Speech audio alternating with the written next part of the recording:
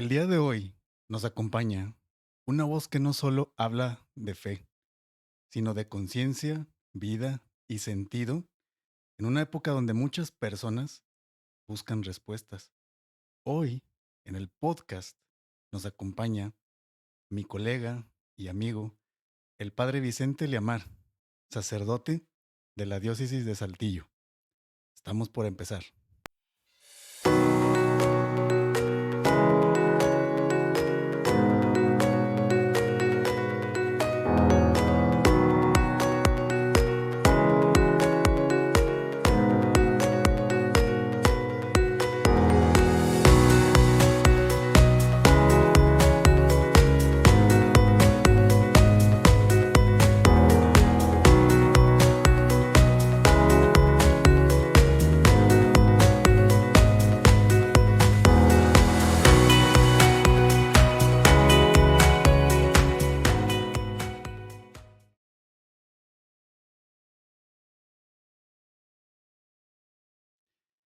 Pues en la intro no me equivoqué, ¿eh?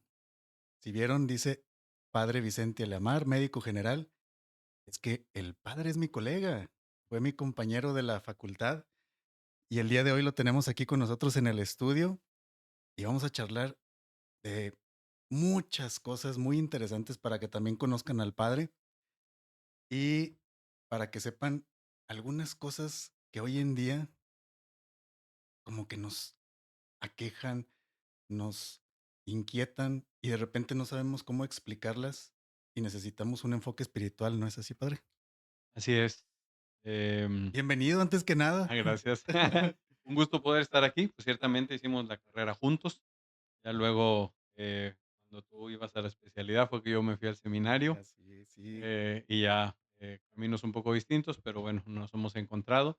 Estamos aquí hoy aprovechando esta conversación que seguro dará mucho fruto. No, de veras que es un honor tenerlo aquí, tenerte aquí conmigo en este programa, en mi podcast. Te agradezco mucho la que hayas venido, la disposición de haber venido. No, pues, muchas gracias, aquí estoy. Y fíjate, tocabas algo muy interesante y relacionado a la cuestión de la salud con la cuestión espiritual. Aquella definición, ¿verdad?, de esta equilibrio en lo biopsicosocial, espiritual, porque esta dimensión que trasciende lo material es parte integrante de la vida del ser humano y a veces no se considera o se pretende ignorar una visión mecanicista que tenemos de la realidad, y que todo lo queremos resolver en números, en laboratorios, en experimentos. El hombre es mucho más que eso. Como dice ahí algún principio, el todo es más Mm, que la suma de las partes. okey, Entonces, no ajá. no somos un simple mecanismo de, una maquinaria que funcione y ya, sino hay algo que trasciende, y ese algo es lo espiritual, definitivamente. Y es que creo que algo que los médicos de repente nos falta es entender eso, porque vemos todo de manera muy exacta, y a veces no es así, Así es, creo pues, yo. desde que estudiábamos muchas veces nos insistieron, había que ver de manera integral, ¿no? El paciente no es un hígado con patas, no es un corazón con patas, no es una persona. Y pienso que se nos insistió mucho, pero ya en la práctica, pues, te vas como a lo inmediato, a lo funcional, a lo verificable, etcétera, y eso mismo nos lleva a abandonar el trato humano que se supone queríamos tener desde un inicio, ¿no? Sí, sí, es cierto. Bueno, padre, y, hablando un poquito de ti, ¿cuántos años tienes? Menos que tú, digo más, yo soy un poquito mayor que tú. Tengo 43, 43 43 años. cumplidos hace un mes y tantito. Sí, sí, Okey. sí. Y una pregunta, digo, durante la facultad, digo, todo mundo, pues, digo, hacemos la facultad y creemos que al salir de la carrera, tener un título de médico general, pues, uno se va a dedicar toda la vida a eso. Pero, pues, ¿en qué momento supiste que ese no iba a ser el camino, que iba a ser otro alternativo como el que ahorita estás desempeñando tan importante en la sociedad? Ya había una visión diferente desde el inicio, aun cuando no pensaba en el sacerdocio. En alguna clase en el primer año nos preguntaron qué queríamos hacer para que estudiáramos medicina.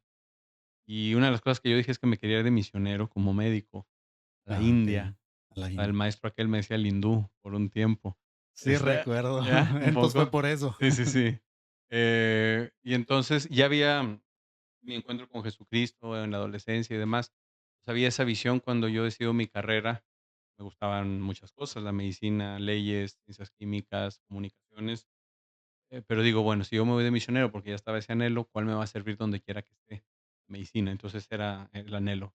Durante el estudio de la carrera, claro, vas considerando, qué posibilidades, qué especialidad me gustaría, cosas así, pero nunca esa visión se quitó. Ya por ahí del quinto año es cuando empieza a aparecer, primero la inquietud por el matrimonio con alguien concreto Mm. y a la par la inquietud por el sacerdocio. Ay, Fueron así eso fue cruzándose. una ha de haber sido un predicamento, o sea, Sí, una decisión muy difícil. sí, sí, fue difícil. Tan difícil que yo había pensado, bueno, suspendo la carrera, me voy unos años de misionero y Ujú. luego ya regreso con la cabeza fría para terminar la carrera. Pero mi buen director espiritual me dijo: "No, acabas la carrera y luego meditamos, discernimos hacia dónde vas a ir". Y entonces del quinto año de medicina, de principios del quinto año, al final de la carrera, se fue intensificando mi oración, mi búsqueda y la claridad de que no era el matrimonio, sino era el sacerdocio. Fue en un retiro, en el centro de convenciones, donde me visualicé con ella, casado, y me veía muy feliz, pero me visualicé sacerdote y me veía plenamente feliz. Entonces, Okey. ese piquito Un de muy discreto cambio, pero muy grande a la sí, vez. sí, a la vez. Entonces, cuando ya digo que sí, y el último año que fue el servicio social, ya es donde empiezo a llevar un acompañamiento cercano con el seminario, ya literalmente, eh, nosotros acabamos el servicio social el 10 de agosto, un viernes, y el 12 de agosto de 2007 entré al seminario. Nomás agarré aire un día Okey, y luego sí. ya le seguía a lo De demás, inmediato fue, o de sea, inmediato. Sí, terminando sí. medicina, el siguiente día prácticamente ya estabas en el Ya estaba seminario. entrando al seminario, sí, sí, sí. Válgame. Bueno, y, pues, Vicente, padre Vicente, Vicente está bien, sí. ¿verdad? Una cosa es Vicente detrás del altar, pero ¿quién es Vicente detrás de la sotana? ¿Cómo es ese ser humano? ¿Cómo te definirías a ti como ser humano, no como médico ni como sacerdote? Mira, la fe católica enseña que en el sacerdote se da un cambio ontológico, es decir, en su mismo ser. Y entonces, a partir de recibir la ordenación sacerdotal, ya no se puede distinguir. O sea, yo soy yo, sacerdote, y de alguna manera el médico. Porque yo me acuerdo cuando entré a mi primer año en el seminario, me decía el sacerdote formador de entonces: "Es que se te va a quedar el apodo del doc, porque ya no te vas a poder deslindar de Sí, eso". definitivamente sí, de eso. Y a la fecha, cada vez menos, pero llegan personas con los estudios de laboratorio, con una duda Mm, médica o con cosas así. Entonces son, yo le llamo a veces 2 vocaciones, al mismo tiempo. Entonces no te puedes deslindar de eso.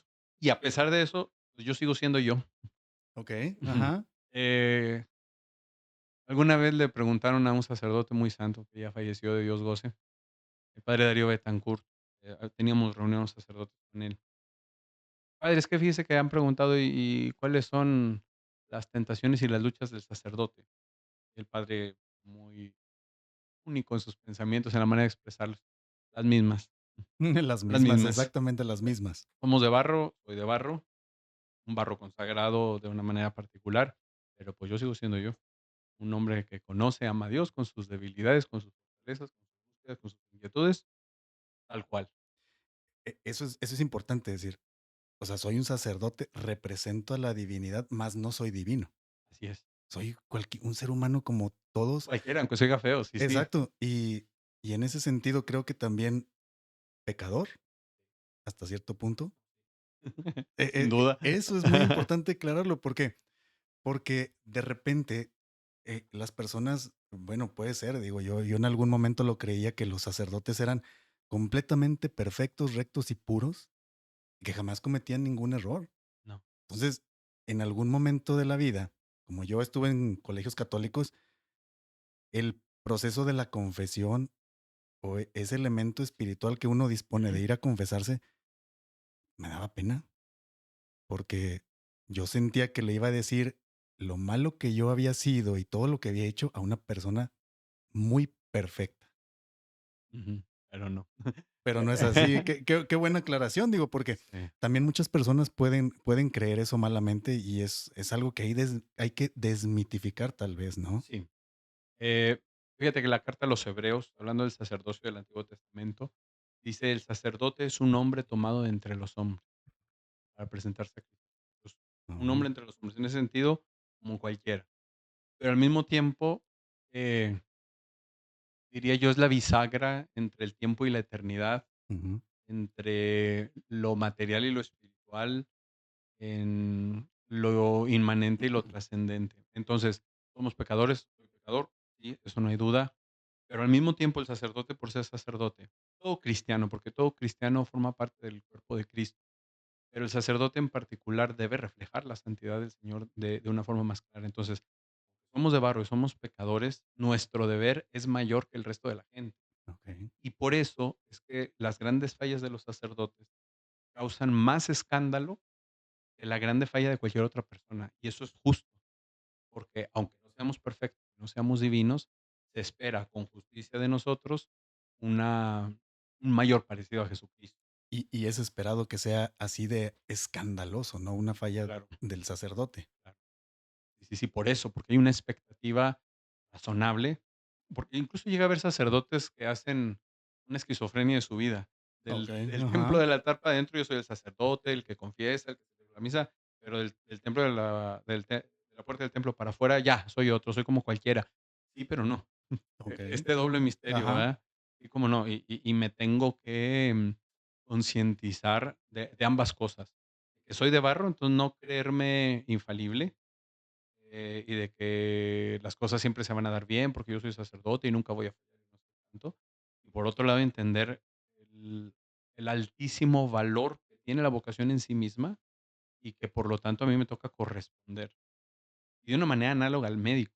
ujú, Cuando te topas un médico ignorante o que trata mal a la gente o que esto no es lo que espero. sí, Ah, entonces, esta expectativa, por eso decían que se trataba con particular reverencia al profesor, al médico y al sacerdote, en el uso antiguo, porque de ellos se esperaba un plus, que es justo que se espere de nosotros.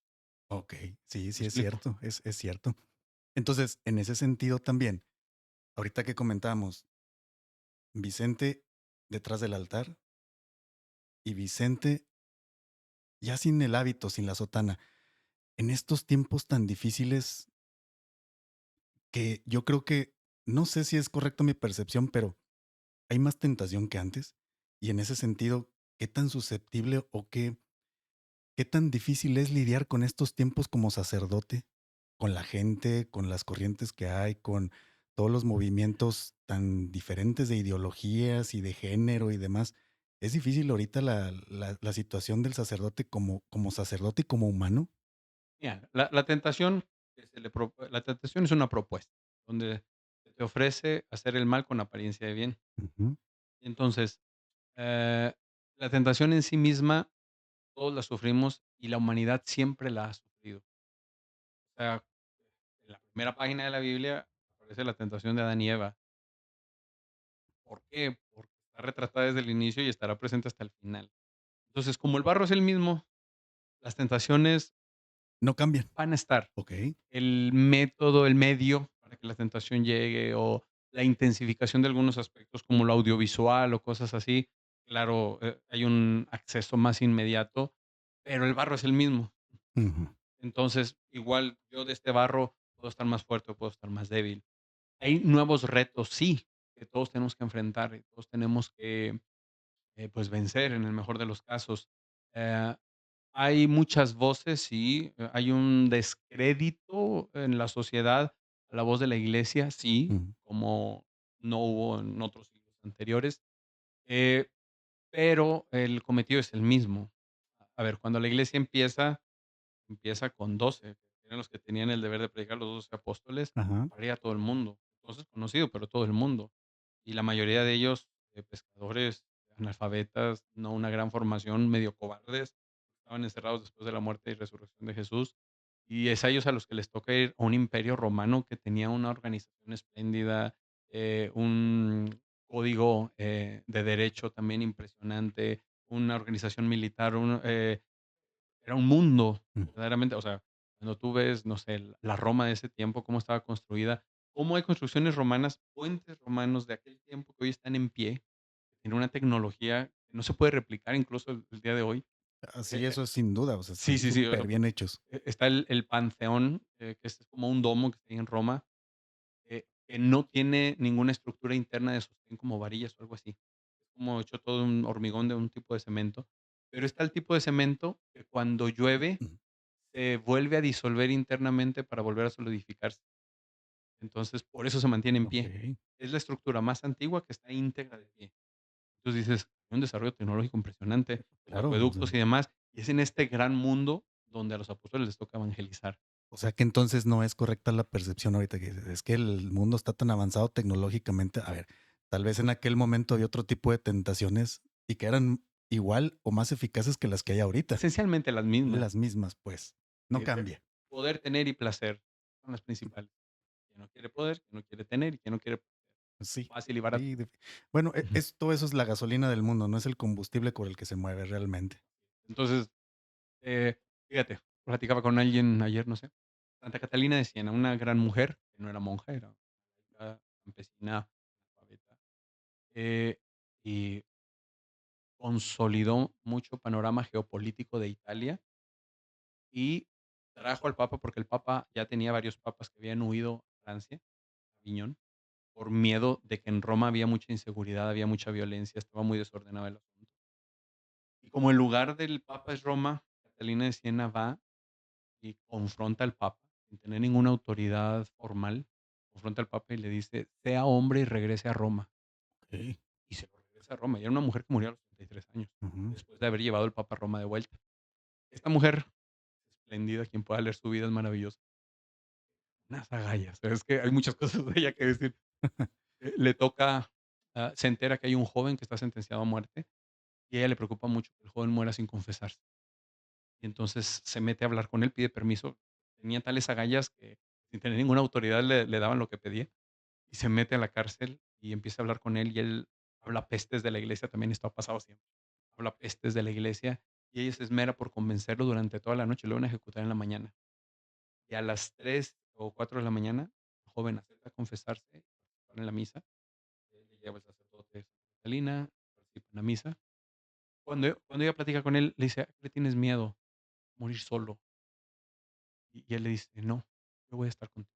Ella ella le dice a él: "Yo voy a estar contigo". Tales agallas, cuando lo iban a decapitar. Ella es la primera que llega al lugar de la decapitación. Cuando el joven llega con mucha ternura, como una madre, le acomoda el cabello para que lo decapiten, y ella recibe la cabeza de él en Mm. sus manos y le da un beso para cumplir la promesa de no vas a estar solo. Imagínate las agallas de esta mujer, No, sí, me queda bien claro. Bueno, ella dijo Ni en un ahorita siendo médico lo podría hacer. sí, sí, sí, impresionante y Ajá, muy joven, ¿no? Bueno, ella dijo en una carta a un alto prelado, no sabemos quién, posiblemente un cardenal, de parte de Jesucristo, le dice: "Gritad, gritad, gritad con 100,000 lenguas, que por haber callado, el mundo está podrido". Y es del siglo XIV. okey, sí. Y y y ya decía esto: "Por haber callado, el mundo está podrido". Por eso, la realidad es más o menos la misma. Mm. Los modos, los medios son los que cambian, pero la lucha es exactamente la misma. Y es que ahorita parece que ante las circunstancias injustas y ante las circunstancias equivocadas, los que quieren hacer ver que en esas situaciones no hay razón, se ven señalados, se ven apuntados, se ven juzgados, sometidos, amenazados. Y por eso yo creo que ha prevalecido tanto como la degeneración de la mentalidad y de la conciencia humana. Se lleva siglos preparando un relativismo que está ya asumido e infundido en el pensamiento de la sociedad. Cada quien tiene su verdad. Tú tienes tu verdad, yo tengo mi verdad. Ujú. Esta cosa para mí está bien, pero si para ti está mal, bueno, está bien, para ti está mal, pero para mí está bien, no tienes por qué juzgarme. Y se termina negando que existe una realidad objetiva. Y entonces cada quien, entre comillas, puede crear su realidad. Dijo aquella tu verdad, que no es cierto. Ajá, ¿Cuál es, la tragedia de esto? Que la realidad termina por imponerse. Entonces, okey. aunque yo no quisiera envejecer, la realidad termina por imponerse. Ya me mandaste mis lentes para la presbiopía, por ejemplo. Ujú. Yo no quisiera, es que yo veía muy bien. Sí, pero llega el momento en el que la realidad termina por imponerse. Y Sí. yo me puedo autopercibir con una agudeza visual, perfecta, y la realidad termina por imponerse. En ese sentido, un escrito de Papa Francisco decía: "La realidad es superior a la idea, porque la idea se elabora, yo lo tengo que elaborar. Ujú. En cambio, la realidad simplemente es, y entre mi idea y la realidad tiene que establecerse un diálogo permanente". Y ese es el asunto con las ideologías. Una ideología es cuando yo agarro una idea y la despego de la realidad y la absolutizo. O sea, no todas las ideas son ideologías.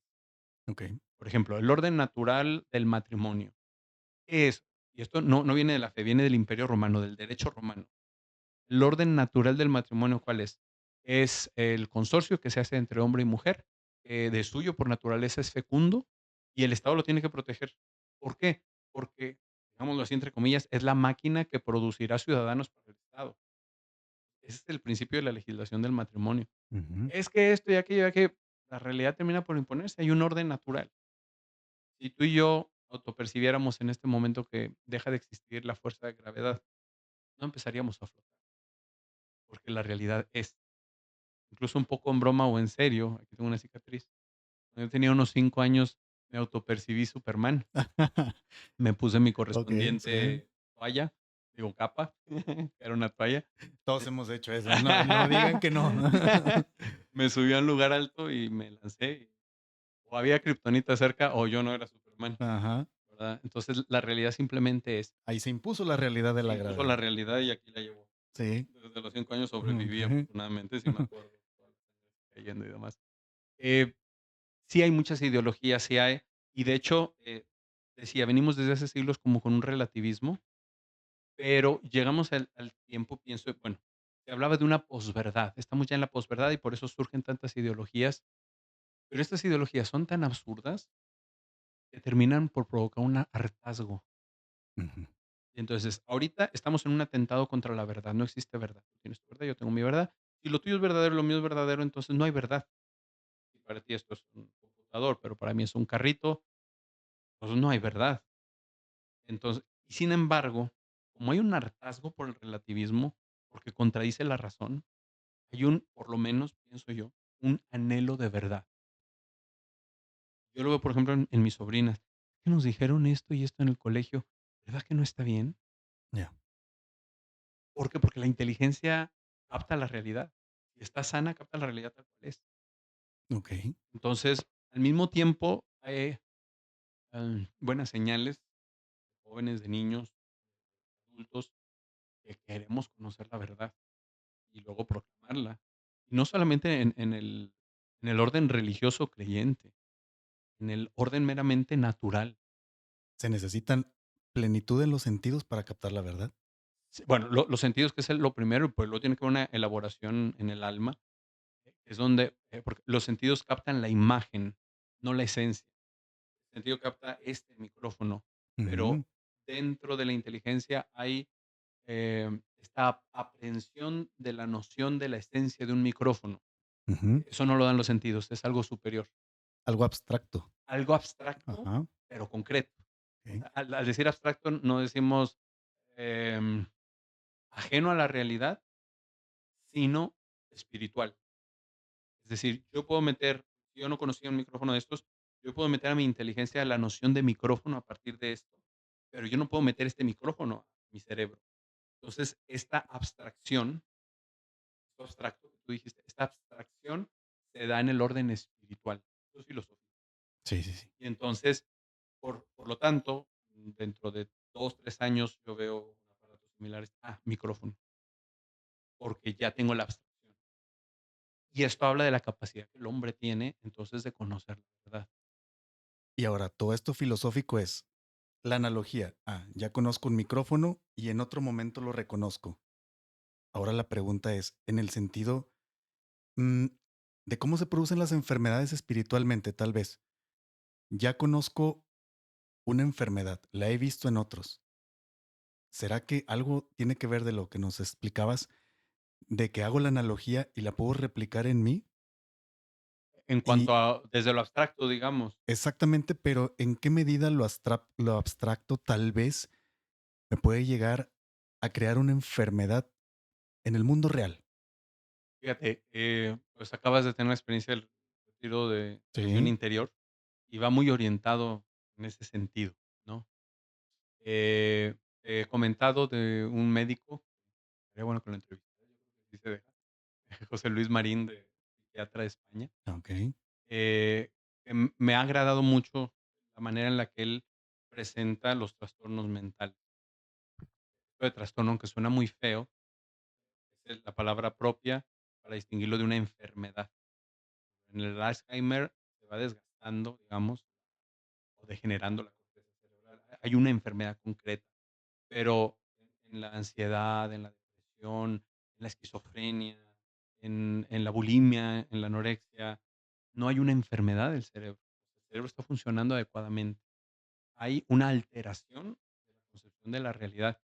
Y una cosa que le aprendí a él y lo he aplicado y da fruto, hablaba con un joven que estaba consumiendo droga y repetí lo que aquel doctor decía: la droga no es el problema, la droga es la mejor manera que encontraste para enfrentar el problema. No es la más conveniente, pero es la así es. mejor manera que encontraste. Como el que se provoca el vómito, como el que no quiere comer, es la mejor manera que encontró. Ahora vamos a ayudar a buscar otras maneras. Y él refiere varias veces cómo es la persona, lo que ya decíamos ahorita, es la persona a quien yo voy a atender, incluso como médico, como psiquiatra, psicólogo, quien sea, es la persona a quien yo voy a mirar. Eh, y entonces, en este descubrimiento integral de la persona que decíamos, yo no puedo partir, esto es cuerpo, esto es alma, el alma es de naturaleza espiritual en el ser humano, sino es una misma realidad. Y entonces, necesariamente lo uno influye en lo otro. Y él habla, por ejemplo, en la fibromialgia, hicieron un estudio, y en ese estudio particular, no recuerdo si era el 70-80% de pacientes con fibromialgia sufrieron abuso sexual, era una común. Ujú. Y en las que él atendió, el 100% de pacientes, cuando él pregunta sobre el abuso sexual, le dicen: "Es la primera vez que me lo preguntan, nadie me lo había preguntado en toda". Y es que los médicos no estamos acostumbrados a interrogar tan a profundidad Así tampoco a es, los pacientes. así es, Entonces, de alguna manera, ¿por qué hace falta ir a la iglesia y por qué hace falta cultivar lo espiritual? Porque aquí podemos ir entendiendo que entonces las enfermedades no están desligadas de la sensación o de la ecuanimidad o congruencia del cuerpo con el espíritu. Es así decir, es, creo que entonces podemos ir entendiendo que cuando una enfermedad se hace presente es por un desacuerdo entre el cuerpo y el alma. dependiendo de la enfermedad, pero sí, digo, porque hay enfermedades como una infección que es el bicho que entró y demás, ¿no? Ajá, Pero también hay bichos que entran cuando hay una inmunodepresión, y a veces unas inmunodepresiones están relacionadas con el estado de ánimo. ok. Entonces, finalmente, sí hay como una cadenita, insisto, en la que yo no puedo partir al ser humano, sino el ser humano es un todo. Y es que actualmente se está viendo una corriente en la que se proponen por muchas personas que están tal vez despertando esa conciencia en la que se dan cuenta que muchos detonantes para las enfermedades para que aparezcan realmente son el estrés. Por ejemplo, el fuego labial, el herpes, salen situaciones de estrés. El herpes zóster, la reactivación del virus de la varicela, salen situaciones de estrés. Así es, Algunas enfermedades inmunológicas se activan o debutan en una situación fuerte de estrés. así es, Pero luego muchas veces pasa que con nosotros como médicos, pues nos enfocamos en los síntomas, en lo que ya se ve, pero eso que no se ve, eso es lo que le toca a la gente preparada espiritualmente como tú, pero que luego a veces es difícil también porque a veces las personas no encuentran es más, nadie los ha ayudado que no saben cómo permitir que se les ayude. así es. Entonces eso es bien difícil, incluso también a nosotros como médicos, digo, un dicho bien claro entre la medicina que dice, antes de curar al paciente o de proponerle un tratamiento, pregúntale si está dispuesto a dejar todo aquello que lo está enfermando. Entonces, tal vez en el modo espiritual también hay que ver qué es lo que lo está enfermando a ese paciente y ver si también está dispuesto a ser sanado. Así es. Entonces, como médico también tú puedes, yo creo que entender más en ese Ujú, aspecto a las personas cuando se acercan contigo, que a lo mejor una dolencia no es propiamente una dolencia del cuerpo, es una dolencia del alma, tal vez. en muchos casos. Insisto, todo está relacionado. Algo tan simple. El enojo, la tristeza, el miedo, bueno, el enojo y el miedo más. El enojo y el miedo, ¿dónde se sienten más? La panza. Hay una relación Visceral, sí, visceral. definitivamente. Oh, estoy muy oh, es bueno, ¿por qué? Porque somos un todo, y ese todo se tiene que ordenar. Y ciertamente, mira, aunque ciertamente en los sacerdotes y muchos creyentes muy bien preparados deberíamos ser ese refugio espiritual, el primero debería ser la familia. Al final del retiro de sanación, un momentito les dije: "Qué bueno que estemos sanando muchas heridas, pero mejor sería que ya no nos hiriéramos". Ese sería el punto primordial, ¿verdad? Así es. Y ahora, ¿de dónde vienen las heridas emocionales, interiores, espirituales, como quieras decir? Las más fuertes de quienes más amamos. Definitivo, porque en ese momento nos convertimos en seres vulnerables completamente. A quien nosotros amamos le entregamos esa capacidad de herirnos, Así es. de hacernos daño. Y en consecuencia, ¿a quién provocamos nosotros las más grandes heridas? A ¿A quienes más quienes nos aman, nosotros? Ajá, a quienes más nos exactamente. aman. Ujú. Es un choque ahí, ¿verdad? Pues, lo Sí. que luego se puede terminar convirtiendo en un círculo vicioso también, pero precisamente las personas que más se aman son las que más daño se hacen. Cositas fundamentales que deben estar en la familia, tanto entre los esposos, padres a hijos, hermanos entre ellos. Tiempo, tiempo, mirarse, escucharse Ujú. y tocar. Y a veces ya parece que el mundo no da tiempo para hacer todo eso, tan acelerado que se vive.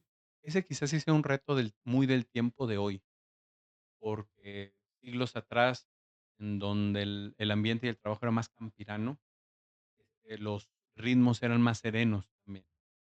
Entonces, hemos Ujú. caído en un juego, en realidad es como una especie de engaño, en el que todo tiene que ser inmediato. Es más, como ejemplo, el horno de microondas. Estar deslizando el celular, Sí, sí, sí, eso también. sí, sí, sí. Inmediato, placer inmediato. Inmediato, placer inmediato.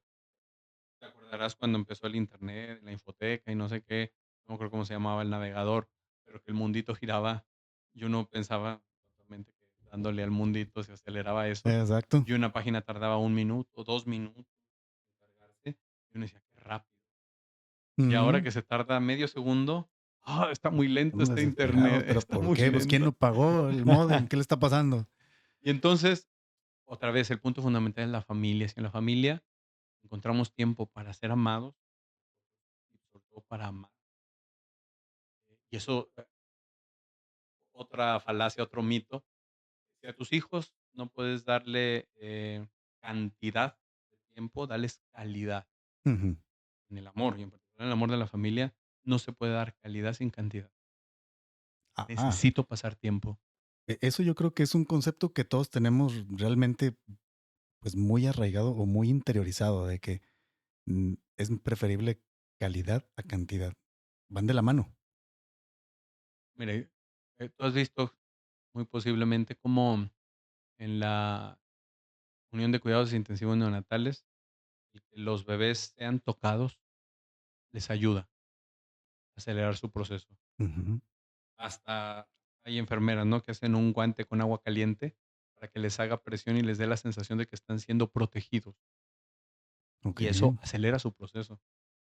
Y el niño no tiene una razón desarrollada, no tiene conciencia, y sin embargo tiene esta experiencia de soy alguien.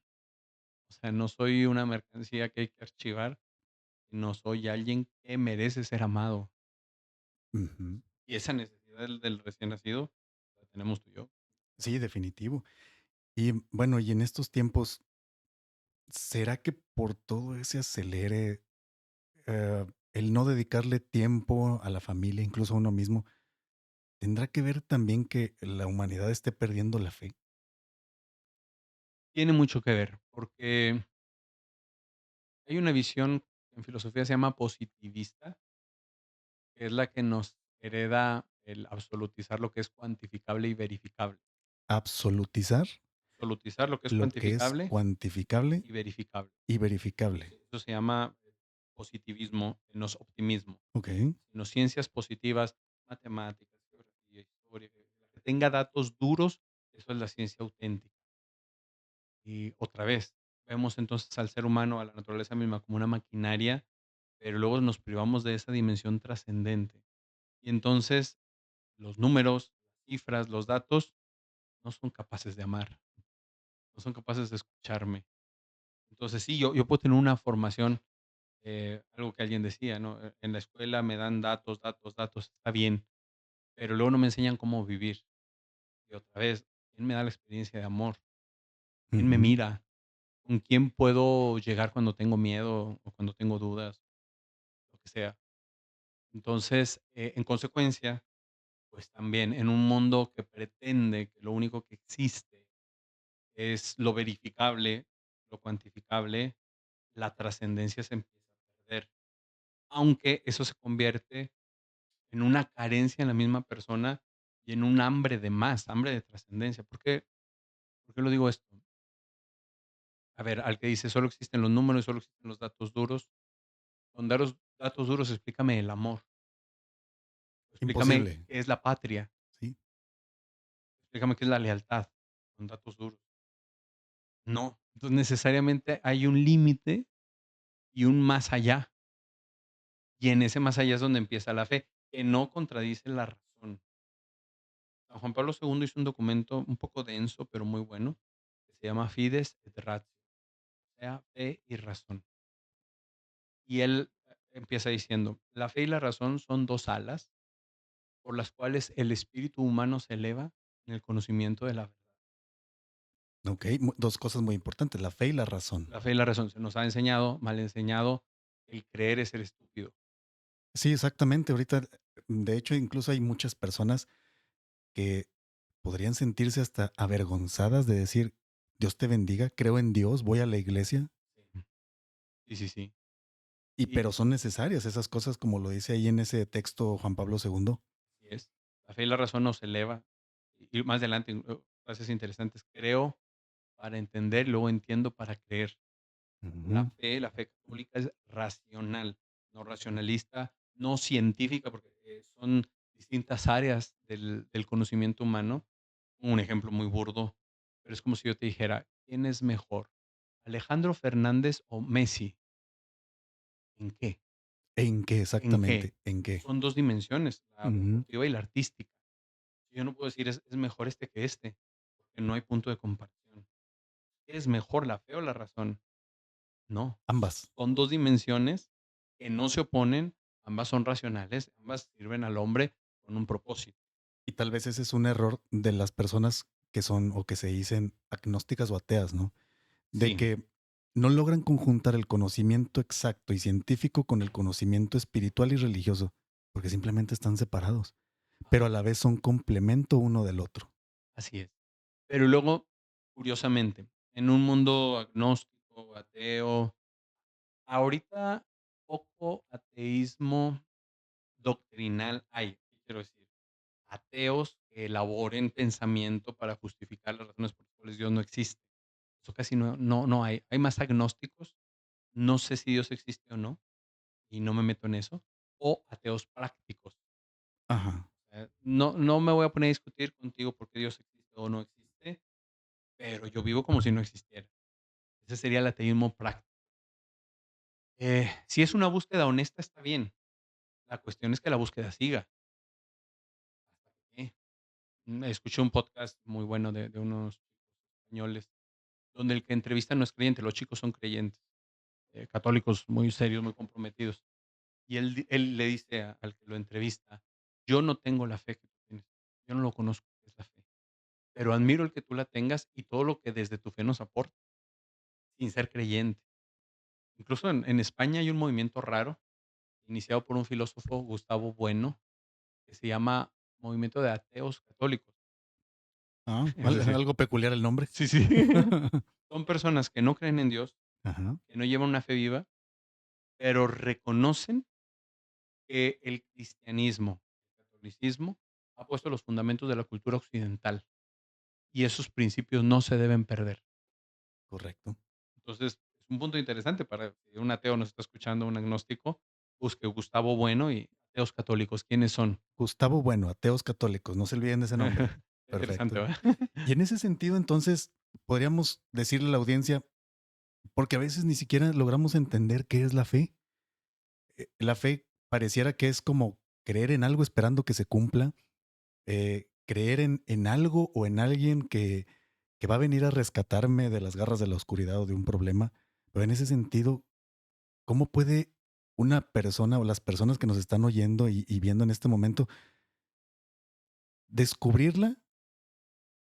¿De qué manera? Es decir, ¿la fe se impone o se descubre? Porque muchas veces parece que impuesta por la iglesia, por las religiones, o muchas veces pareciera que queremos descubrirla de alguna manera. Primero diré, en las virtudes, por ejemplo, la fe, la esperanza, el amor, que propiamente son virtudes teologales, o sea, en relación a Dios, se han diluido en una noción que se llama secular, o sea, como algo para este mundo y ya. Por ejemplo, ¿quién habla de esperanza? El que tiene como un proyecto hacia el futuro. Así es. ¿Quién habla de fe? El que tiene seguridad en lo que hace. Pero ahí lo convertimos en algo inmanente. Inmanente es que se cierra en sí mismo. No, no que sea malo, ¿eh? Pero es inmanente, por ejemplo, el cuidado que yo pueda tener actualmente de mi dieta, de lo que como. Eso es inmanente, porque se queda en mí y no trasciende. Inmanente. Inmanente. Y trascendente es lo otro, ¿Qué quisiera de ser de manera fácil y sencilla, inmanente para la gente? lo que se queda en el aquí y el ahora. Perfecto. Sí, Ujú. bien. Entonces, la fe, en primer lugar, es una virtud teologal, es algo que nos relaciona con Dios, pero que también es un don. Entonces se recibe esa virtud como un regalo de parte de Dios. Dice San Pablo en la carta a los Corintios, Dios quiso salvar a los creyentes mediante la locura de la predicación. Eso quiere decir que el camino habitual para acceder a la fe es la escucha de la palabra de Dios. ¿Se impone o no se impone? Hay un paréntesis interesante. ¿Qué podríamos decir? Am, decía Papa Benedicto XVI, el cristianismo se extiende no por proselitismo, sino por atracción. Ok. Ajá. Entonces, debe ser tan vivo y alegre el anuncio de la fe cristiana que atraiga. No proselitismo como andar correteando gente y demás, pero claro que también, yo sé que la fe es el acceso a la vida eterna y yo te quiero a buscar que tú tengas ese don de la fe, para que tú también tengas acceso a la vida eterna, ¿no? Ahora, se impone. Aquí es un término muy usado por los contrarios a la fe, eh, para despreciar el que un niño sea bautizado por sus papás y se le enseñe, se le imponga la fe católica. Pero a ver, no podemos dejar una tabula rasa de un niño, una tabla al ras para toda la vida hasta que cumpla 20 años, porque ¿cómo va a hablar? ¿Cómo se va a relacionar con el medio ambiente? ¿Cómo va a conocer? Le tengo que imponer un lenguaje, ¿no? Le tengo que imponer unos modales, le tengo que imponer una educación. Ujú. Y eso es parte de lo que como papá o mamá me toca. Eh, paréntesis, el gobierno actual, desde hace años, desde antes que estuviera a nivel federal, venían hablando de la democratización de la familia. Ok. ¿Qué es Ujú. eso? Olga Sánchez Cordero lo habló muchas veces. ¿Qué es la democratización de la familia? Los papás no tienen derecho a imponer valores morales o espirituales a sus hijos, porque esa formación le compete al Estado. Imagínate. Imagínate,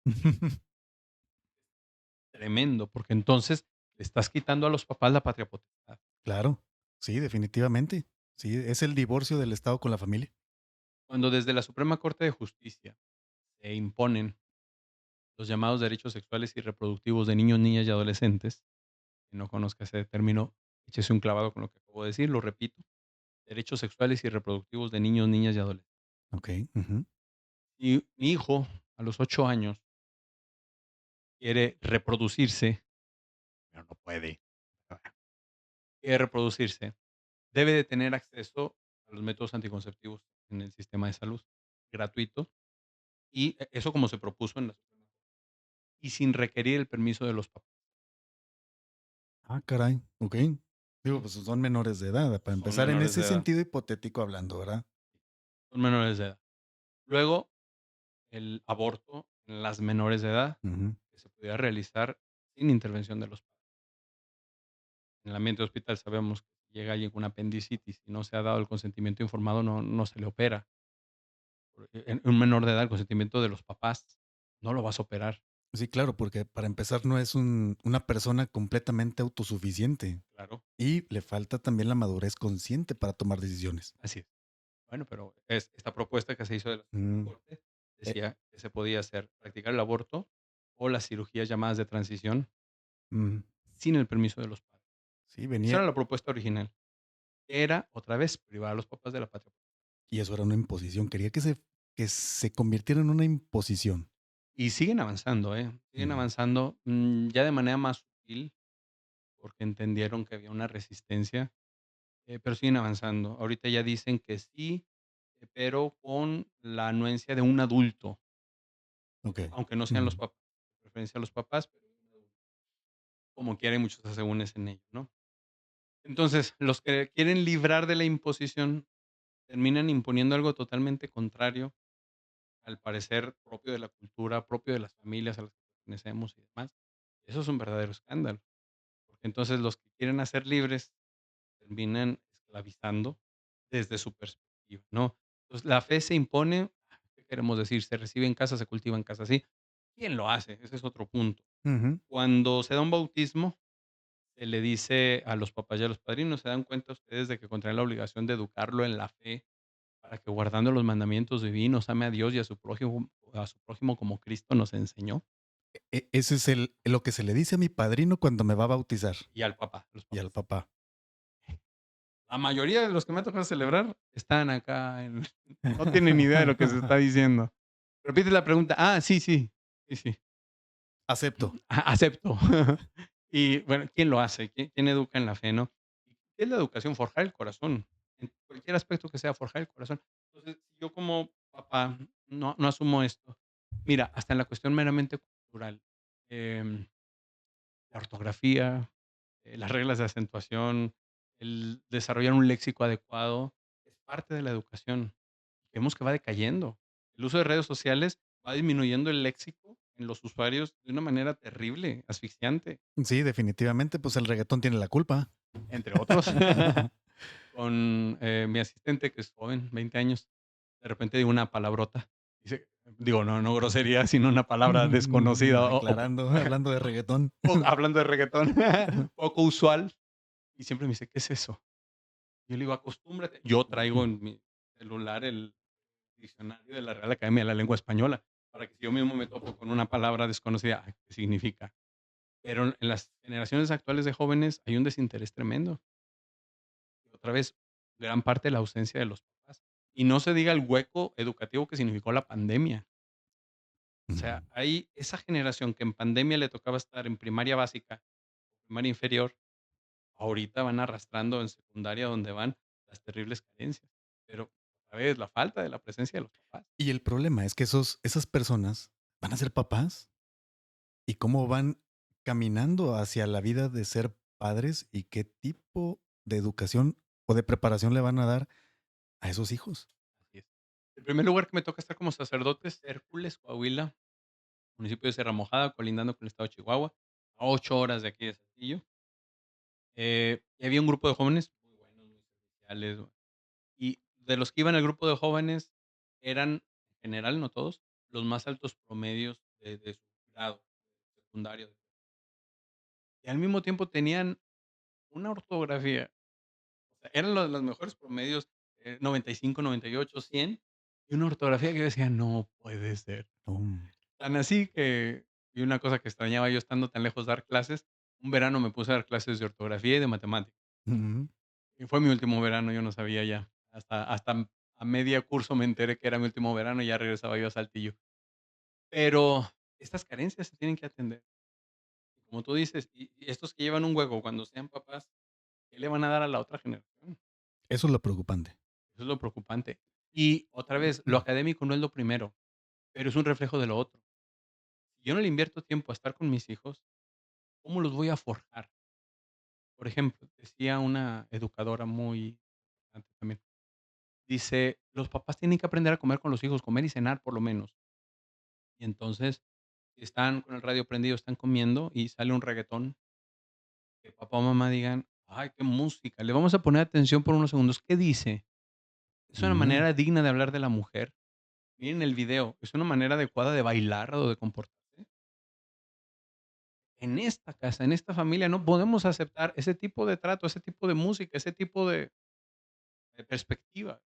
pero ese es el momento ideal para explicárselo y hacérselos ver. Así es. El problema es de que parece que ya no están esos momentos. El problema es ese, que si no están, ¿qué información están recibiendo? La que dan los dispositivos, la que dan redes sociales y streaming. Y, y hablando en ese sentido de la responsabilidad de los padres con los hijos, tú como padre, con tus fieles, ¿qué tanto cultivas eso? El estar cerca de tus fieles, como tus hijos, Procuro, para hacerles ver justamente eso, lo que tal vez en algún momento de nuestras vidas no nos lo hicieron ver de la manera adecuada. Es decir, tú a los fieles los atraes por convicción o por imposición. entendiendo el asunto, digamos, en general pretendo que sea por atracción, eh, y sobre todo en la proclamación de la verdad. Aunque la misa no es una clase, muchos, el único sacramento de la iglesia que tienen es la misa de domingo. Por eso procuro que mis sermones, mis homilías sean suficientemente instructivos. Y luego también, aprovechando las redes sociales, que no todo es malo, tengo ya en mi YouTube ciertas cosas, curso para educación de los hijos, curso de sanación interior, curso de evangelización, cosas así. Que por Entonces, cierto, ahí están saliendo tus redes sociales. Hago bueno, un por ahí están hincapié, ¿verdad? saliendo. Para que te busquen ahí en las redes sociales. Ahí salen las redes sociales del padre. Bien. Y entonces muchas veces Ya. en los que acompaño, porque recibo a muchas personas, trato personal como estamos ahorita, eh, y le alcanzo a decir lo mínimo indispensable y luego le digo: "Mírate este curso en mi YouTube, te va a ayudar mucho". Y sí, y entonces procuro, he usado los recursos, en este caso el YouTube, para seguir formando, o los cursos que he dado, como el retiro en el que participaste. Esta semana pasada, tuve otro curso y hubo muy buena asistencia de gente. Pienso que es la manera, ¿verdad? Luego, en el acompañamiento personal, en la dirección espiritual, lo que sea, se pretende instruir en el orden de la verdad. Incluso, por ejemplo, cuando hay gente, dice: "Yo no quiero confesarme, yo no quiero ir a misa, yo no", un hijo que está en problemas y el papá quiere que yo platique con él, digo: "Tráele, dile que no lo voy a confesar y que no lo voy a obligar a rezar, que nada más conversemos". La gran mayoría de los que vienen ni conversan. Cuando tratamos el tema de la verdad, de que esta vida se va a acabar, de que hay que buscar la trascendencia, de que no sé qué tanto, la gran mayoría quieren por lo menos iniciar un proceso. Y eso Entonces es muy sí, bueno. bueno, entonces procuro hacerlo, procuro hacerlo, no siempre me sale, pero procuro hacerlo. Ok. Por imposición. Es que hay cosas que no son relativas, que son o no son. Los mandamientos, Los mandamientos, por por ejemplo. ejemplo, es que hay sacerdotes más buena onda que dicen que esto no es pecado, pues te están engañando. Ujú. Si tuvieras un frasco, esto en lugar de agua tuviera cloro, yo sabía que tiene cloro, tú por accidente lo tomas para beber, tengo que decir que es cloro, déjalo, porque te hace daño. Y Ujú. por buena onda, para no asustarte, simplemente me callo para que lo bebas a gusto, pues luego tendríamos que salir corriendo al hospital para que te hicieran un lavado. Ok. Y en ese sentido, cuando las personas van y buscan ayuda contigo como padre en tu iglesia, ya imagino que también hay colaboradores, hay más personas que están atendiendo, digo, una infinidad de creyentes. Pero ahí, ¿cómo diferenciar? ¿O se puede, es también tarea de ustedes diferenciar una crisis espiritual de una crisis ecológica? Bueno, el propiamente no tengo un equipo para hacer este pastoreo, digamos, Ujú. en general. Tengo poco en esta iglesia. Hay un grupo de profesionistas, maestría, y yo fui maestro de ellos en una maestría de desarrollo humano.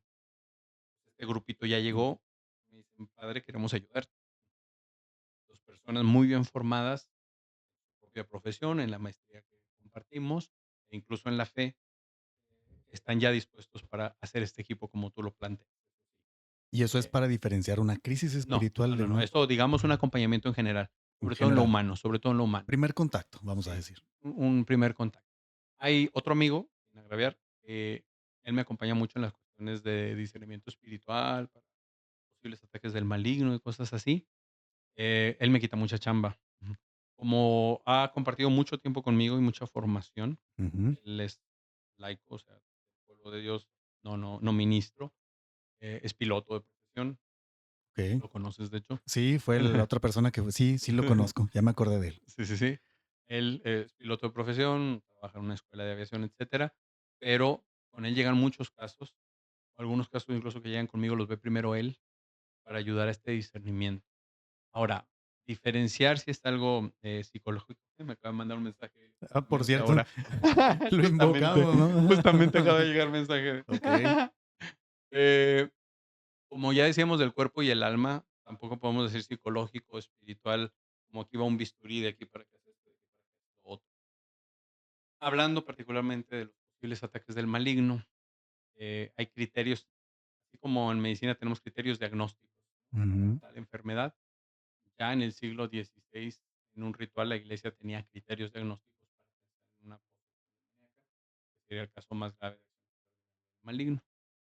Esos criterios son una fuerza sobrehumana, capacidad de hablar otras lenguas que son desconocidas, efectivamente lenguas tal cuales, no nomás un balbucear como una glosolalia, llamado don de lenguas, sino hablar otro idioma que no conozca, poder de conocimiento del oculto, poder de conocimiento del oculto y aversión a lo sagrado, rechazo a lo sagrado. Okey, entonces tendríamos, para diferenciar una crisis ecológica de una espiritual, hablar lenguas, Pero otro idioma, fuerza sobrehumana, fuerza sobrehumana, discernimiento del oculto, conocimiento del oculto, sí. conocimiento del oculto Aversión, rechazo a lo y sagrado. rechazo a lo sagrado. Sí. Con esos 4 elementos, o con esos 4 elementos, serían los criterios diagnósticos en los que Se podríamos. sospecha, ¿cómo diríamos? De una manera consolidada una posesión del maligno. Luego, se tendría que realizar la celebración de un exorcismo, es un ritual, oraciones, ¿no? Oímos ritual, oímos exorcismo y nos imaginamos cosas muy extravagantes. Es un libro que tiene oraciones, tiene salmos, evangelio y algún otro tipo de oraciones en particular.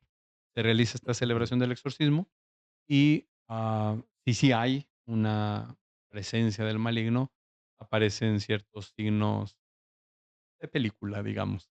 Sí, tal y como los pone Hollywood. Digo, yo creo que mucho de las cosas que hace Hollywood están basadas en hechos reales, ¿o no? Muchas de las cosas, pero, también hay exageraciones o cosas absurdas totalmente, pero otras tantas sí. Entonces, podríamos decir con esta información que entonces los casos de posesión son reales, sí existen. Sí existe la posibilidad de posesión demoníaca. Y en ese sentido, mm, Saltillo específicamente, ¿es o no es una ciudad que tiene mucha afinidad o mucha curiosidad por los elementos esotéricos, la santería, el En ocultismo, todos la lados. brujería? En Saltillo sí, me consta porque atiendo muchos de estos casos, hasta cosas extravagantes como santería con sacrificios de animales, cosas así gruesas, y unas que no parecen Mm, tan demoníacas, pero son muy riesgosas para el alma, eh, supuestamente espirituales, como los retiros de ayahuasca y cosas así.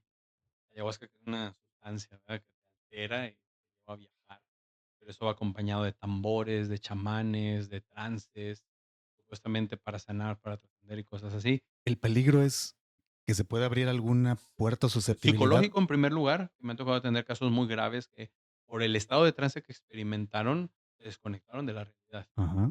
Ese uno, a nivel meramente psicológico. A nivel espiritual, estas, prácticas podrían abrir la puerta a una acción extraordinaria del maligno, sí, Okey, y eso ni siquiera nos lo dicen, y lo tenemos completamente minimizado. claro. Pero en ese sentido, hay muchas personas que actualmente practican todo eso. ¿Una persona que está poseída, se ve poseída o se ve prácticamente normal? Sí, sí, los poseídos no son como que estén en un trance permanente, pues, no, jamás. Eso es muy de Hollywood también. La persona sufre y sufre mucho, en digamos, sobre todo al nivel interior. Eventualmente se da un trance en lo externo, que es donde aparece lo espectacular, pero que no es lo más importante. Pero tú puedes estar platicando con alguien que sufre posesión y contando chistes y pasándotela bien, conversando. Son Personas normales. personas normales que llevan un sufrimiento interior y que en ocasiones acontecen estas cuestiones espectaculares. Y estamos hablando de esto porque deben de saber que el padre Vicente es el exorcista nombrado oficialmente por el Vaticano aquí en la ciudad. Por la diócesis, eso no viene del Vaticano. Digo, todavía no hay el nombramiento formal, pero soy ad casum, es decir, atiendo los casos. Cuando viene un caso que juzgo que conviene realizar el exorcismo, lo consulto con mi obispo, que es don Hilario, y él me autoriza el caso. Okey. Próximamente ya vendrá el nombramiento y todo lo demás.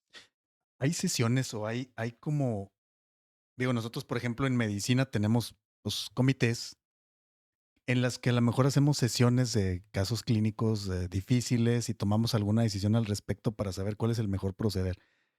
¿Hay sesiones o hay debates también entre los sacerdotes Hay para decir? formación, hay formación. Hace unos años, 4 quizá, la Arquidiócesis de México, Ciudad de México, ha venido desarrollando un curso para exorcistas, em, auspiciado por la Asociación Internacional de Exorcistas. Inició en Roma, pero ya es internacional, y que tiene la garantía, de alguna manera, de autoridades de la Iglesia. Y hay otros cursos que se dan, por ejemplo, los Legionarios de Cristo tienen en Roma, en la universidad que se llama Regina Apostolorum, otro curso donde también capacitan de temas y demás. Como tal, no se presentan casos clínicos, se presenta doctrina, esto se enseña, este es el ritual, así se usa, así no se usa. Y luego hay sección de preguntas y respuestas. Y ahí sí, de repente alguien dice: "Yo tengo un caso, esto, ¿qué me orienta?". Y alguno de estos exorcistas que llevan mucho tiempo, mucha experiencia, pues ya ilumina de alguna manera. Entonces, eso existe, sí. Como en la película, creo, El Rito, aparece un curso y cosas así. Ujú, Sí hay esos cursos en Roma, que también la Asociación Internacional ofrece, aparte del Regina Apostolorum, pero no es así que te presentan la foto de los pósters, ¿no? Pero sí, sí, sí existen.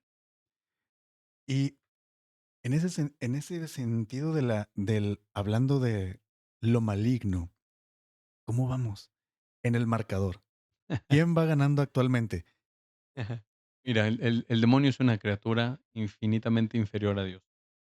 No son, como pensaba los maniqueos, se llaman, una filosofía, religión, que pensaba que el bien y el mal son 2 coprincipios igual de fuertes, igual de importantes, igual de trascendentes, que están en un combate.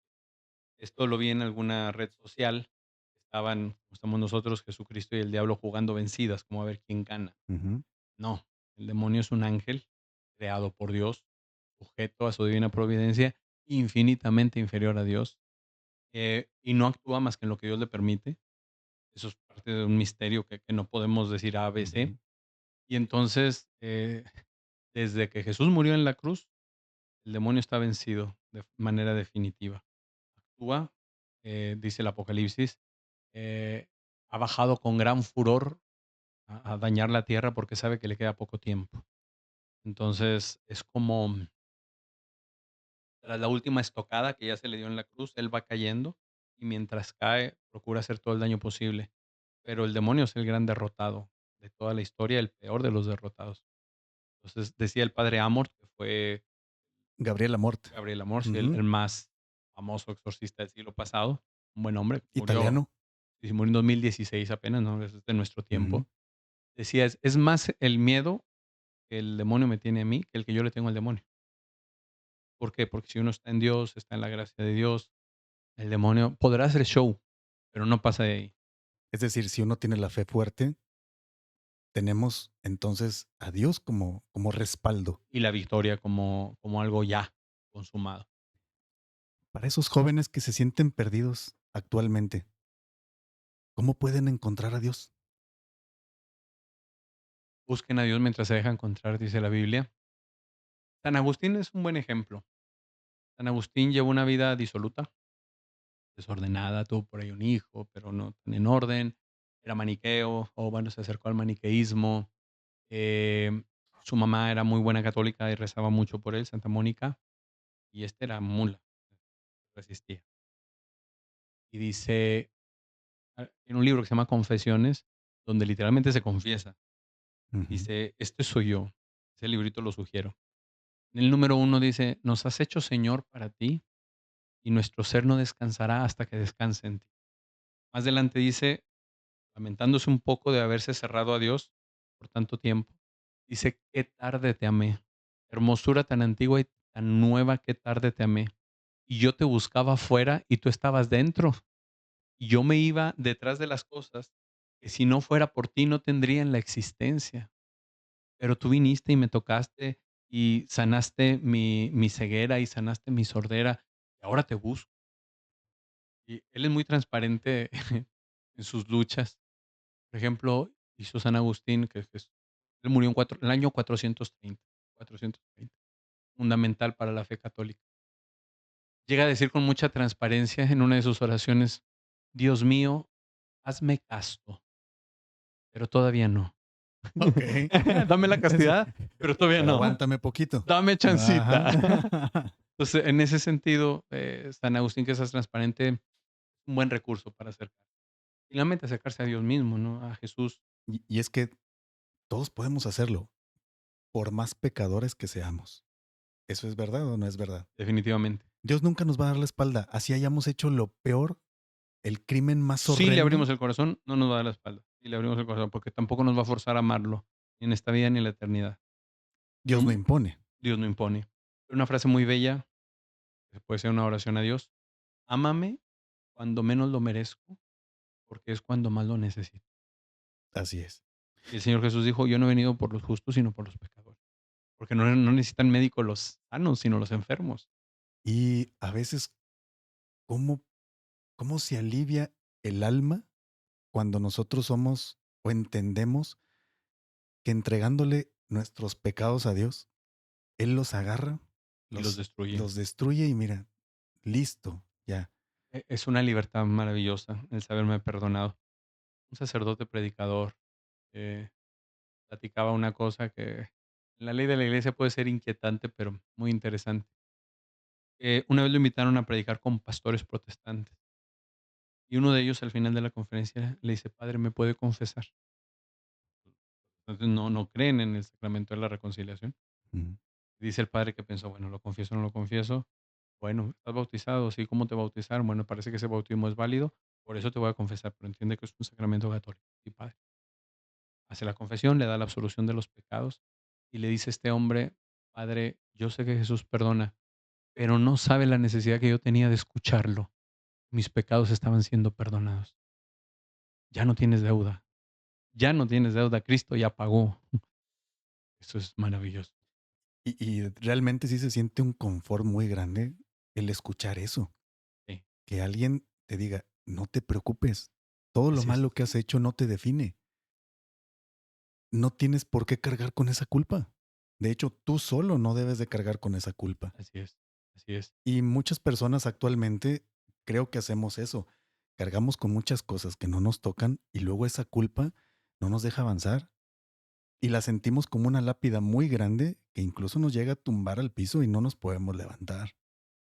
Mira, luego es como si estuviésemos esclavizados, cadena. Luego viene Cristo a romper las cadenas con el poder de su sangre, y esas cadenas rotas yo las vuelvo a tomar y me pesco de ellas.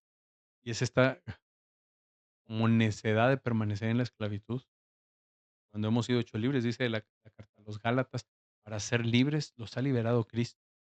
O sea, algo para el futuro, para ser libres, pero algo ya consumado en el pasado, los ha liberado Cristo. La libertad ya está. La fe es la que nos da acceso a tomar esa libertad que ya se conquistó para mí. Y luego también advierte, pero no tomen la libertad como pretexto. Tal Cristo nos cual. ha hecho Ujú. libres, pero no tomen la libertad como pretexto. Entonces, en Jesús hay libertad, la libertad gloriosa de los hijos de Dios. Para que este mensaje llegue también a más jóvenes, que son los importantes, digo, no las demás personas, pero los jóvenes porque tienen una trayectoria de mucho futuro. Un joven que tal vez tenga necesidad de un diagnóstico espiritual, por hablando de terminología médica, digo, son los tutoriales para tu salud, ¿no? Pero hablando de un joven que siente un pesar, una enfermedad espiritual o emocional, pero que no quiere ir a la iglesia, ¿cómo puede de alguna manera empezar a acercarse a Jesús, a Cristo, a la religión, si una alternativa diferente a la iglesia, cómo se le puede hacer? Bueno, ahí el gran conflicto sería que la iglesia es el cuerpo de Cristo, formada por hombres pecadores, pero es el cuerpo de Cristo. Cuando yo quiero a Cristo en la iglesia, quiero un Cristo decapitado o descorporado más bien. Entonces, está bien que actualmente yo no quiera la iglesia, porque puede ser que tenga un prejuicio, o que fui dañado por alguien de la iglesia, o que hay muchos sentimientos de por medio, lo que sea. Justo por eso, por el daño que muchas veces han recibido los niños o los jóvenes por la iglesia, existe una aberración de la juventud a querer ir Sí, sí. a la iglesia a buscar a Dios, porque incluso piensan que ahí no está. Ujú, ujú. No, ahí no lo voy a encontrar. Digo, han hecho eso con personas, entonces no sé dónde encontrarlo. Un primer paso, yo diría, acérquese a la Biblia y leyendo los evangelios, aunque no los entienda. Los evangelios es de lo más sencillo que hay que leer en la Biblia. Empiece con los evangelios, ese primer paso. Ore, segundo paso, una oración tan simple como: "Jesús, ten piedad de mí", puede ser suficiente. Y luego, cuando los sentimientos lebrestados, por lo que sea, se vayan tranquilizando, váyase por la razón. Y diga: "Quizá pueda haber algo ahí que a mí me ayude", que es como te digo, yo les digo: "Es que no quiero confesarme, no quiero que oren por mí", no, que venga y platique. Entonces, incluso algunas mamás le han dicho a sus hijos: "No vamos a ir a la iglesia, vamos a ir a la oficina del padre", como Ujú. si fuera otra cosa. Ajá, sí, Pues yo les diría: "Pues vengan a la oficina, tal en la cual. oficina platicamos". Una plática, eso es lo que yo propongo. Entonces, el no ir a la iglesia no te hace falto de Dios o no te hace no creyente en Dios. O sea, se puede creer en Dios sin ir a la iglesia. Y en un primer momento. En un primer momento, en un primer contacto, para poco a poco irte acercando y que por convicción lo busques, que no se sienta como imposición, ¿no? Hay, por poner un caso, en Corea, la fe llega por unos misioneros que empiezan, hablando, no sé si siglo XVII, llegan unos misioneros que evangelizan, pero el gobierno de ahí nunca dejó que llegaran los sacerdotes. Solamente llevan el anuncio del evangelio y son los abuelos y los papás quienes bautizan a los hijos, a los nietos y los forman en la fe. Y les dijeron: "Cuando lleguen unos con estas características, esos serán la fe auténtica". Y siglos después, 2 siglos y tantito, llegan los primeros misioneros y encontraron católicos que se fueron forjando sin sacerdotes, pero aún así en la fe auténtica. La importancia a través de la familia, que va transmitiendo y demás. Entonces, en un primer momento, Dios puede venir a actuar en mí, más allá de los límites de la iglesia visible, sí, pero ese es el primer momento. Si, necesariamente yo me voy acercando a Jesús, voy a descubrir la necesidad de estar en iglesia. Y luego generalmente esos momentos en los que uno voltea al cielo, voltea para arriba, es cuando hay dolor. Y muchas veces el dolor no lo queremos aceptar como parte importante de la vida y realmente lo es porque el dolor transforma. Es decir, crecemos en el dolor, en la felicidad, en la prosperidad, en la alegría. Es una zona de confort muy peligrosa. Así es. Ahí en el retiro hablé de la belleza del dolor, no sé si te acuerdas, está Sí, de hecho sí, por eso lo menciono, porque justamente fue algo que logré entender en ese momento, que el dolor hace a las personas crecer. Pero siempre y cuando acepten ese precepto de que realmente el dolor es parte de la vida y como tal, aprovéchalo, úsalo a tu favor. sí. Claro, en un primer momento, si es un dolor totalmente desproporcionado, una cuestión muy trágica, Como las de pareja, las fracasos de pareja, la ¿verdad? muerte de algún ser muy querido, Una enfermedad una grave, enfermedad, la noticia, el impacto de una enfermedad sí. grave. En el primer momento no te voy a decir: "Acepta y ya, punto". No, no, no. Pero en todo hay Enójate, momentos de rescate. expresa. Exacto, sí. Ah, es decir, no te reprimas en lo sentimental ni en lo emocional, Así es, pero en todos lados hay puntos de oportunidad o áreas de oportunidad así para es, ese dolor usarlo como energía positiva. así es, así es. Decíamos, como ejemplo, hablando del dolor físico, si yo me pincho el dedo, gracias al dolor ubico dónde estoy siendo dañado, me alejo de lo que me daña y busco la curación. Y eso que pasa en el dolor físico, pasa en el dolor interior. Ubico dónde he sido dañado, me lleva a alejarme de lo que me daña y a buscar la curación. Y lo que es un reto es lo que nos lleva a crecer. Si yo hiciera pesas con poquita, nunca iba a crecer el bíceps para nada. Tiene que haber algo que sea una fuerza que se oponga y a la que yo rete y venza. Digo, qué buena analogía. Hasta en los gimnasios tienen puesto esa frase. Si no te duele, no hay ganancias. Ujú. Es lo No mismo, yo pain, creo. no gain. No pain, no gain. Entonces, nos falta entender eso también en la vida cotidiana Así es, y en la vida de pareja también, creo. así es. Porque en la vida de pareja hay muchas cosas que nuestra pareja nos va a hacer, nos van a doler, pero que hay que aceptar que nos pueden hacer crecer. Porque nosotros vamos a hacer también. es un complemento, a fin de Una de las cuentas, obras de misericordia espirituales que más me gusta es, soportar con paciencia los defectos de los demás. ¿Por qué? Porque me recuerda que yo también tengo que soportar con paciencia. Digo, los demás también tienen que soportar con paciencia mis propios defectos. Oportunidad para crecer. y que a veces son muchos, y Sí, nosotros luego nos creemos perfectos, impecables. impecables y perfectos, y Ey, que nuestra pareja no está soportando nada, ¿verdad? Y en realidad cuesta, la verdad cuesta reconocerlo de que en realidad sí es así. así es, Pero es un primer paso el reconocer y luego después empezar a trabajar en eso porque ya se tiene identificado el problema. así es. Sí, En cuestión de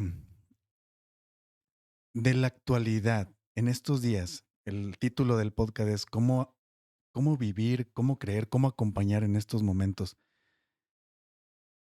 ¿Qué estaríamos haciendo mal como sociedad, como un todo hacia las nuevas generaciones para evitar su crecimiento?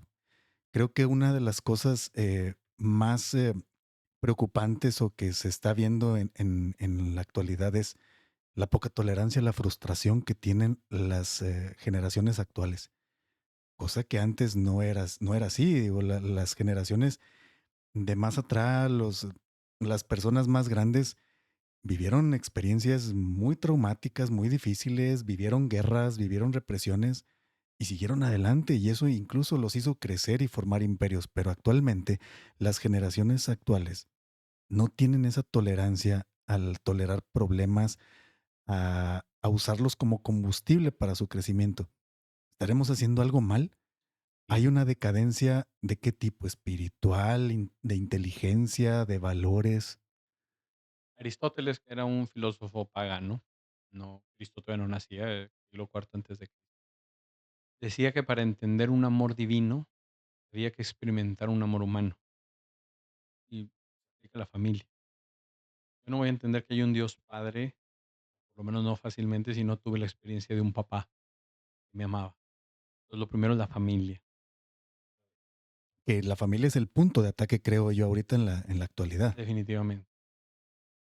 Una frase así literalmente, así como la dijiste, el Papa Francisco en 2014 en el Estadio de Roma, el demonio está atacando fuertemente a la familia, así lo dijo el Papa literalmente. Entonces, la bueno, el fundamento de la familia como una experiencia de amor. Luego, solo el que se sabe amado puede ser educado.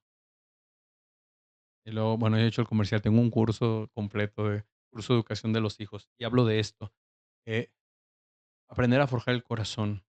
Y eso implica una abnegación, negarme a mí mismo, es decir, separarme de lo que me apetece por buscar algo mayor, que es lo que necesito. En el caso de los papás que educan, necesitan mis hijos. Ejemplo, la frustración. Es esta generación de papás jóvenes, los primeros que ya no supieron experimentar la frustración y seguir adelante. Entonces, si yo tengo un niño de 3 años que quiere el celular, pero ya lleva varias horas con él, ya no está bien que lo tenga, se lo quito. Mi niño llora y patalea, y entonces me frustra el que el niño llore. Para no frustrarme yo, ya ten, te lo regreso y cállate. Entonces estoy mal educando a mi hijo a que él nunca se tiene que sentir incómodo con nada. Cuando yo, razonablemente, no visceralmente, le retiro el celular, va a llorar un rato, él le va a pasar tarde o temprano, pero ya experimentó una sensación desagradable, transitoria, ya no está la sensación desagradable y se da cuenta que puede seguir adelante. Ah, entonces lo voy a capacitar para cuando en la vida enfrente cosas frustrantes, sepa que se puede seguir viviendo. Ese es el entrenamiento Es el entrenamiento, que a lo mejor nos estamos dando a las no generaciones le estamos dando. y empieza desde la infancia. Así es. Cuando voy de viaje con mis sobrinas chiquitas, 12, 10 años, les digo sin celular: "Nos vamos a aburrir, abúrranse, aprendan a aburrirse, no pasa nada, no pasa nada". No tenemos que tener una satisfacción inmediata permanente. Podemos estar en ocasiones insatisfechos y seguir viviendo. Y eso no significa rechazar todo tipo de deleite honesto. No, no, no. Se puede uno deleitar en lo que es honesto, claro que sí, pero hay yo no puedo estar en una estimulación permanente, que es lo que hace el celular. Me estimula, me estimula, me estimula, me estimula, pero ¿qué pasa? Lo dejo y me siento a veces con una peor abstinencia que con ciertas drogas, y esto es Sí, objetivo. Me siento ansioso. ansioso. La ansiedad que genera el no tengo internet, Ajá, ya se me va a acabar la pila. sí, Me salí sin el celular. sí. Tengo que regresar, ¿cuántas veces? Ujú. Sí, exacto. Yo por eso tengo 2. Hablando de, ¿verdad? Hablando de Digo, son una plática bien interesante. Vamos a la sección así para ir finalizando el podcast. Preguntas concretas y respuestas bien rápidas. Lo primero que se te venga a la mente. A ver, vamos a ver. El miedo más común de la gente hoy. la muerte, el sinsentido, la pérdida de placer o satisfacción. Ok. La fe. ¿Se pierde o se descuida? Si la descuido, la pierdo o estoy en riesgo de perder. ¿Qué es mejor? ¿El silencio o la oración? Van de la mano. ¿Esperanza o mejor resignación? Esperanza. Y por último, que yo creo que eso es algo que mucha gente se pregunta y no tenemos la respuesta a ciencia cierta. Dios castiga. Eso aplica a un tema grandísimo. Carta a los hebreos. Pero si ustedes no son castigados, señal de que son bastardos y no hijos. Hablando de lo que estábamos diciendo ahorita, de que los padres cuando aman a sus hijos les aplican ciertas reglas, los corrigen, por lo tanto, Y eso se llama castigo, no es tan dramático. Puedes ver un castigo justo, racional, proporcionado, instructivo, no es malo, es necesario. entonces Dios sí castiga, no al modo de decir, te va a caer una maldición, etcétera, O por mis tripas, y te voy a fregar, no, pero lo que te trata de decir es simplemente, te di un instructivo para la vida. Síguelo al pie de la letra y nada te va a pasar. claro. El castigo es lo que vas a experimentar por haber no seguido las reglas o Infringido, ujú, desobedecido. las consecuencias, sí, Digo, tú mismo lo vas a vivir el castigo, pero ese castigo no te lo voy a imponer yo, tú mismo te lo vas a imponer por haber actuado de una manera diferente a lo que el instructivo para la vida decía. de alguna manera, pero Dios sí tiene potestad de castigar. Cuando simplemente decimos que no castiga, lo estamos privando de la potestad ejecutiva, legislativa y judicial que sí tiene. Sí tiene la potestad de castigar, pero nunca va a ser visceral, ni injusto, ni todo lo que ya mencioné. Pero lo normal es que Dios, respetando la ley natural que él mismo ha fijado, deje que los actos tengan consecuencias. Ejemplo que yo pongo ahí, el cáncer cervicouterino, la enfermedad que más mujeres mata en México en edad reproductiva, Ujú. cómo se adquiere, infección de virus de papiloma humano, que se transmite vía sexual. Tal cual.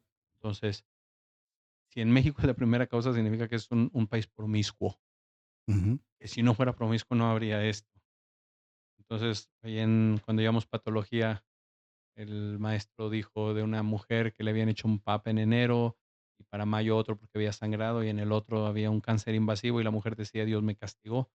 Es decir, se había metido con otro que no era su marido, le vino la infección, le vino el cáncer. Los actos tienen consecuencias. Ok, Y sí. esa a veces esa consecuencia es la que nos ayuda a enfilarnos en la vida. Ya. Sí, es la que nos vuelve a regresar al camino otra vez, ¿verdad? Por el que nos fuimos. Alguna vez platicó conmigo un chico con VIH positivo.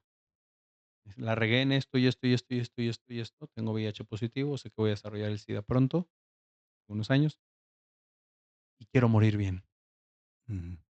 Entonces, a veces, castigo, la dificultad, esta consecuencia mala de mis actos, es la oportunidad de restaurar, de ordenar, de hacer las cosas bien. De retomar el buen camino, que de hecho la palabra pecado originalmente quiere decir eso, o sea, errar del blanco o Desatinar, ajá, desatinar, así como decía en el griego, ¿no? sí, jamartía.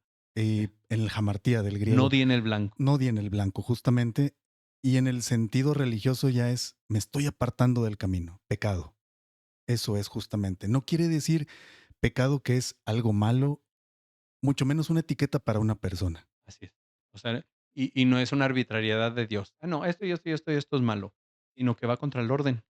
Simplemente es entender que el pecado es, me estoy alejando del camino, incluso me estoy alejando de mí mismo, de mi propio camino, y verlo como un área de oportunidad para regresar al centro, al equilibrio, al balance. Así es. Que ahí en el punto medio es donde está Jesús, que es donde está Dios, y un medio es la iglesia, tal cual. Perfecto. Mm. Una frase, a ver qué piensas de esto. La fe no es para quien no cae, es para quien se levanta. Diría yo, es levantado por la gracia de Dios, pero sí, Y a veces a eso va uno a la iglesia, ¿no? Justamente porque caí. Necesito, mi fe no ha caído, pero vengo a que me den una mano para que me sea más fácil levantarme. así es. En estas vísperas de Navidad, e incluso de Año Nuevo, ¿qué podemos tomar de esta plática hablando de todo lo que hemos conversado? Tomar el pecado como un área de oportunidad. ¿Se puede? ¿Es válido para el siguiente año? Hacer un evento navideño, una cena en la que yo mismo empiece por reconocer que he pecado, que me he alejado del camino. No la palabra con el sentido negativo como tal o como clásicamente se nos ha dado, pero decir, he pecado, reconozco que he pecado y puedo retomar el camino y a lo mejor el camino está en esa cena de Navidad con toda mi familia y empezar a acercarme con cada uno de ellos y empezar a pedir perdón, empezar a dirigir de nuevo la palabra, empezar a hablar, olvidar todo lo que se hizo en ese sentido negativo, ¿verdad? Que a veces uno se toma las cosas personales y no lo son. Así es. Hay que recordar que las personas, creo yo, simplemente están viviendo y muchas personas viven bajo su entendimiento de cómo ellos creen que se debe de llevar la vida y cómo creen que deben de ir avanzando. Y en ese caminar o en ese andar, pareciera que nos hacen daño, pero no es así. El pecado entonces no es algo que se hace al otro, sino es algo que se hace a uno mismo, Un ¿no? daño que me produjo. Es es un daño que va hacia nosotros mismos y en ese sentido nosotros mismos tenemos que ser capaces de regenerarnos o de curarnos. Pero como decíamos hace rato, estamos dispuestos a encontrar la cura o la salvación y muchas veces eso va encaminado a extenderle la mano como en la misa, cuando el padre dice, dense un saludo fraternal de paz, pero solamente lo hacemos en la iglesia y hoy es una muy buena oportunidad para hacerlo con la familia y vivir un año diferente y no otro año igual. Definitivamente. Dice la Escritura: "Donde abundó el pecado, sobreabundó la gracia". Mi miseria, me avergüenza, que me lamento y no sé qué, es la oportunidad para que en ella brille su misericordia. Misericordia es precisamente dar el corazón al miserable. Y esto que decías de la familia y demás, hacer un ejercicio más allá del festejo en cuanto tal. Les dije también en el retiro, la capacidad de decir: "Te amo, perdóname, gracias". 3 palabras bien difíciles de pronunciar, Ujú, pero que tienen un impacto increíble en las personas. así es. Y hay que aprender a decirlas, ¿no? Hay que practicarlas. Hay que practicar. A ver, Las al principio no primeras sale. no salen, se siente pena, se siente raro, pero sobre la marcha se va haciendo más familiar y a veces se nos va la vida y nunca las pronunciamos, ¿eh? Así es. Ya para terminar el podcast, Por cuarta vez terminamos. por cuarta vez, la última frase, algo que quisieras que se quedara grabada en esta conferencia por si después quieren volver a reproducirla. Algo para la gente. Jesús ha venido a que tengamos vida y vida en abundancia. Tal cual. Tal cual. Listo. Perfecto. Pues así terminamos el podcast el día de hoy con mi colega y amigo Vicente, el padre Vicente Liamar. Eh, tenemos ya por último tus redes sociales. Mis redes Tus sociales redes sociales. me pueden encontrar en YouTube y en Facebook como Padre Vicente Eliamar, así todo eso, Ok. Padre Vicente Eliamar, y en Instagram como Vicente Eliamar. Ahí estamos A al ver, tanto.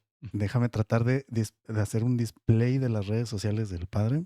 Ya se fue ahí. Aquí las tenemos. Okey. Y Ajá. ahí está el Facebook general. Bueno, el padre Vicente Liamar. Ese es tu Instagram. Ese es mi Instagram, sí. Ok. Y vamos a entrar aquí al Facebook. Entonces, aquí, ¿cómo vamos a buscarlo? Como Padre, ahí está. Padre Vicente Leama. Esa es tu red social. Está una invitación a un retiro, el retiro de sanación interior que acabamos de tener. Ajá, Lo vamos a volver a tener en enero, pero de encierro, viernes, sábado y domingo, 23 al 25, si mal no recuerdo. okey, Por ahí están, si entran en mis redes van a ver, sí, 23 al 25, van a ver la invitación al retiro de sanación interior, una muy buena oportunidad. Va a ser ahí de encierro. okey. Hablando entonces de la cercanía que tiene que tener un padre con sus hijos, el padre que tiene que tener Ujú. con sus fieles Sí, a través de las redes sociales, que es una herramienta ya sí, indispensable. así es. Pues muchas gracias. Gracias. Fue un honor haberte Ujú. tenido aquí en el podcast. Un honor haber podido estar y compartir contigo. Muchas, muchas gracias de veras por haber estado aquí y esperemos que este mensaje trascienda. Ojalá. Muchas gracias a todos por vernos. Esperemos que esta plática haya servido de mucho, que les genere mucha curiosidad, que les genere muchas inquietudes y sobre todo en estas fechas, pásenla en familia, disfruten a sus familiares, valórenlos mucho, díganles, te amo, te quiero, Perdóname, gracias. perdóname, gracias, todo eso que a veces es difícil de decir. Aprovechen este momento y díganselos. Soy el doctor Alex Mercado. Esto fue Tutoriales para tu Salud. Nos vemos en el próximo episodio.